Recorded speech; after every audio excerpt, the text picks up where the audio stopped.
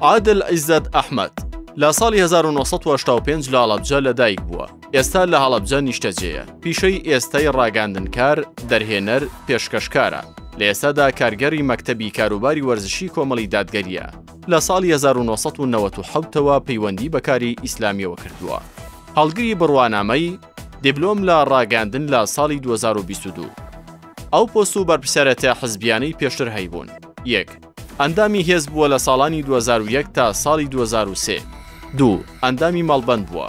3. کارژێڕی مەکتەب و بەرپرسی بەشی ڕاگەاندن و پەیوەندیەکانی کاروباری وەرزشی کۆمەڵی دادگەریە. ئەو خول و ڕاهێنانانەی کە بەشداری تیاندا کردووە. 1. خولی سەربازی پێشمەرگایەتی کۆمەڵ لە ساڵی 2001. 2. خولی ڕاگەاندن مۆنتاژ دەرهێنەری لە ساڵی 2005. 3. خولی تایبەت بە دروستکردنی یەکەمین کەناڵی ئاسمانی ئیسلامی کوردی لە ساڵی 2008. 4. خولی پێگاندنی کادیر و سەرکردەی ئیسلامی و دروستکردنی ڕێکخراوی ئیسلامی چالاک لە ساڵی 2024.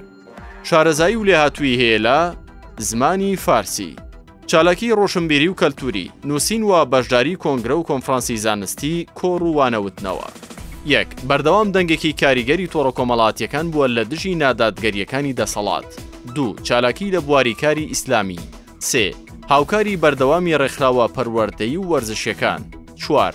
نووسەر لە تۆڕە کۆمەڵاتیەکان بۆ هۆشیارکردنەوەی تاک لە بواریکاری ئیسلامی. 5. باشدار لە دەیان کۆڕ و سیمیناری ناوخۆیی و دەرەکی. 6.